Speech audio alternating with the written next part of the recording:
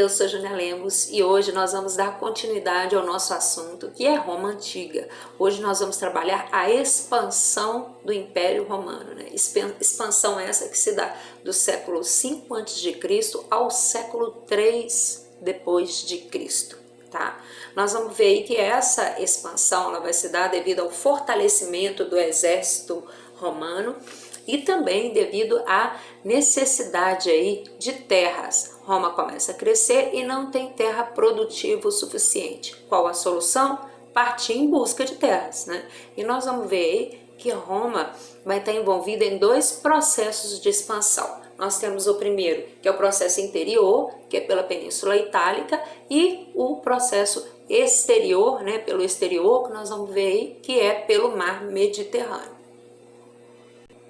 As conquistas romanas eram feitas de duas formas. Primeiro, nós vamos ver pela violência, que nós já estudamos, né, pelas guerras e tudo mais, que você sempre vê em filmes e tudo, né, e algumas a gente vai até chegar a falar aqui, e também pelas alianças. Nós vamos ver aí que Roma vai se aliar a algumas regiões, algumas tribos, alguns grupos, e vai permitir que esses grupos tenham participação política nas decisões aí que Roma tomava. Isso impede mobilização contra o Império Romano, fica mais fácil de manipular aí os dominados. E falando em aliança, nós vamos falar aí na famosa Liga das Cidades ou Liga Latina. A Liga Latina acontece do século VII a.C. a 338 a.C. E nós vamos ver aí que é como eu falei antes, né? São aldeias que se veem ameaçadas principalmente pelos etruscos, né? Que nós já estudamos, os etruscos que viviam na Península Itálica e que essas aldeias se coligam com Roma para tentar impedir um ataque. E continuando a falar dessa questão da Península Itálica aí, e das ligas e tudo mais, nós vamos ver aí que Roma vai ter uma grande derrota em 390 aí, né, antes de Cristo. Que derrota é essa? Contra os gauleses, né? Quem são os gauleses? Os gauleses são aqueles personagenzinhos lá do desenho do Asterix e Obelix que eu falei na aula passada, né? Eles dão um coro em Roma, né? Roma vai demorar mais de 50 anos para se reerguer depois desse ataque aí. Eles vão saquear a cidade romana, roubar tudo lá dentro, né? E deixar a estrutura de Roma bem abalada. É aquilo que eu falei, fazendo com que eles se sintam, né, que eles fiquem mais de 50 anos, demorem mais de 50 anos para se recuperar, para poder partir para novos ataques.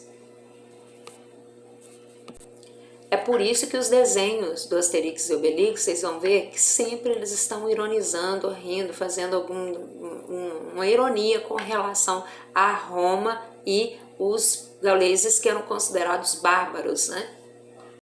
Então vamos lá falar sobre as guerras púnicas, né? Já que nós estamos falando da expansão romana, vamos lá para as famosas guerras púnicas.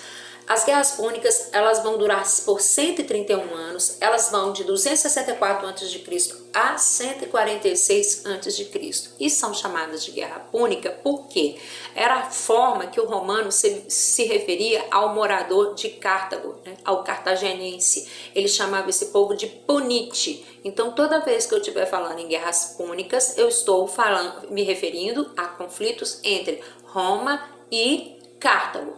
Nós vamos ver aí que as guerras púnicas serão 3 e todas 3 veremos a vitória romana e a derrota dos cartaginenses.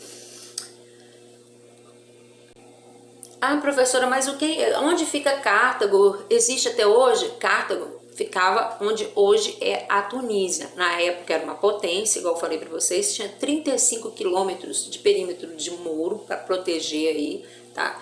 E disputava com Roma o controle do Mar Mediterrâneo. As duas queriam controlar, né, tanto Roma como Cartago queriam controlar o Mar Mediterrâneo.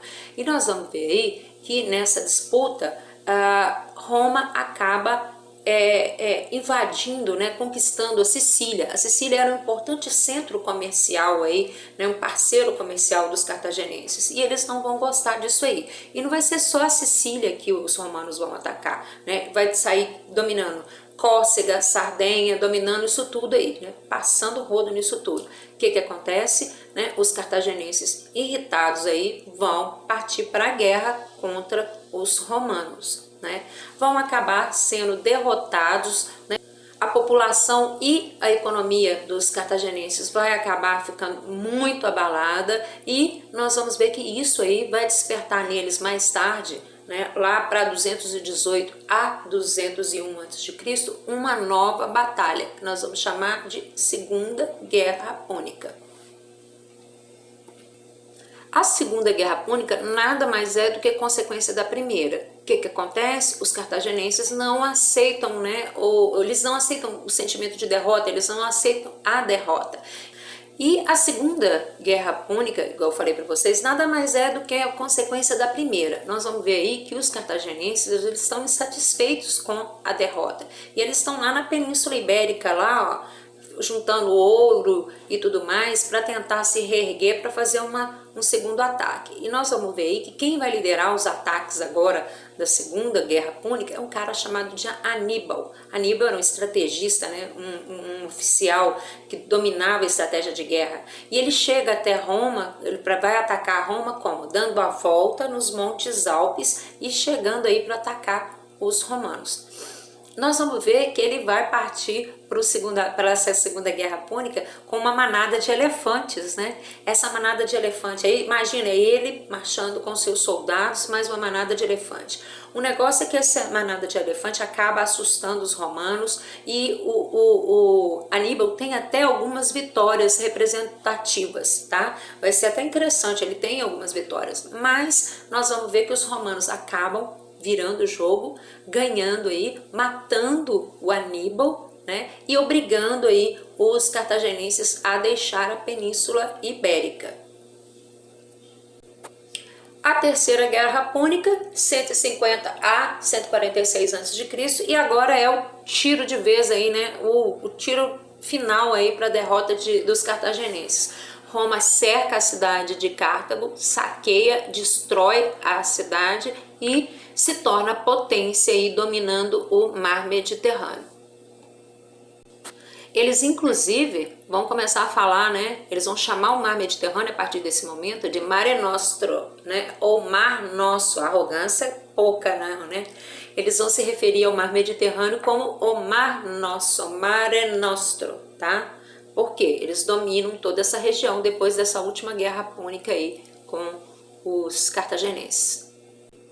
Depois disso, nós vamos ver aí que Roma segue fazendo suas conquistas, né? Vai invadir Egito, Chipre, Judéia, Macedônia, Armênia, Corinto, isso aí em 175 a 146 a.C. Ela sai dominando, passando roda aí nessa região toda.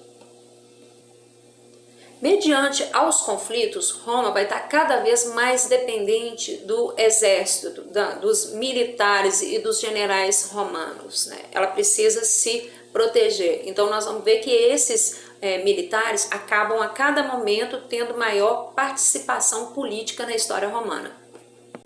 Os ataques continuam constantes, né? E aí o que acontece? O exército romano começa a recrutar homens livres, né? Pagando em troca do trabalho deles como soldados o soldo, ou salário, vem daí a palavra salário, né? Do pagamento que era feito para esse soldado romano. Como que era feito? Uma parte do pagamento era feito em sal, produto extremamente importante para a época, que servia para conservar os alimentos. Então, vem daí a palavra salário, né? Tá ligado a sal.